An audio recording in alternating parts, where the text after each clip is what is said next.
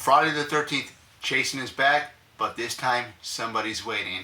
Yes, that's right. We are talking about Friday the 13th, Part 7, favorite characters, and it's a very, very small list.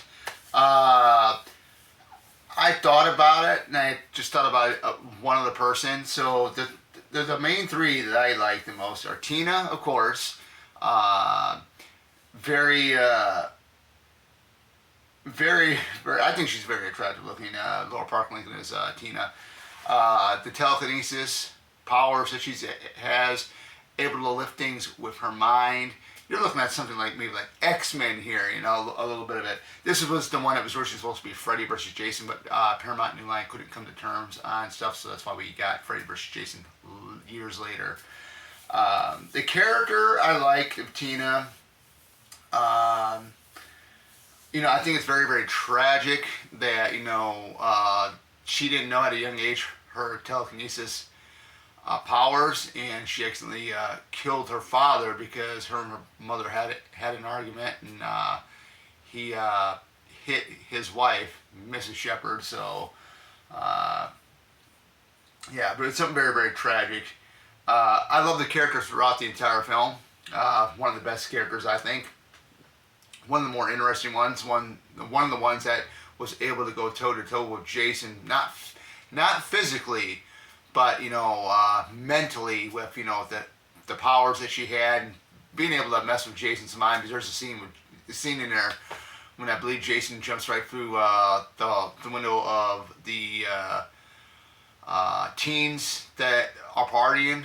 I mean, after he kills off most of them, the way he jumps through the window, and then he just looks and just like, and he's walking, just wondering, what is she? I've never encountered somebody like this before. You know, stuff like that.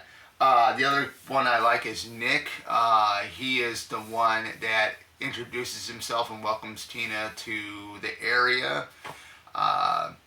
Very, very nice guy. He's got the, I want to call the, I wouldn't want to say the B term, but the rich, ignorant woman that's really wanting him, Melissa.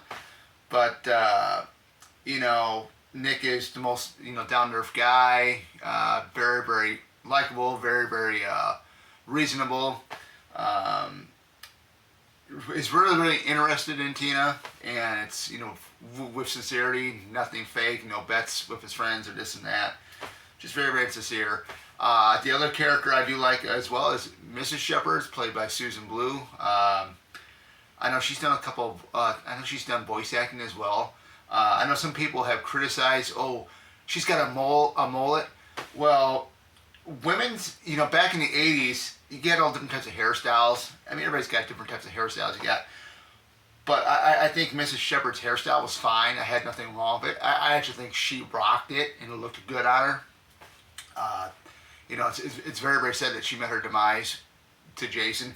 And the thing with that, Tina got to see the death before it actually happened. So she even saw Michael's death before it even, I guess, before it even happened. So she's able to see stuff too before it actually happens or transpires or whatnot. But yeah, Mrs. Shepard. And then I thought about this, because I didn't like the group of teens that are in this too much. None of them were really none of my favorite. But I do have to mention one. I think some people might agree. I think the guys might agree with me on this one. I think Maddie is really, really good. She's the one that has the glasses, the nerdy type, the stuff like that. And when she's, you know, gets dressed up in that blue dress, and then of course Jason pops out for the trees right after. I forgot the one guy's, the guy that played Heidi Kozak's boyfriend in the film, right when his body drops right in front of her when she's trying to look for the earring, and I think she does find it, and then all of a sudden the body comes down right in front of her. She screams. I thought that was a real good scream. Now her chase scene, her scene before she gets killed, where Jason's trying to find her in that maintenance shack, I thought that was really, really good.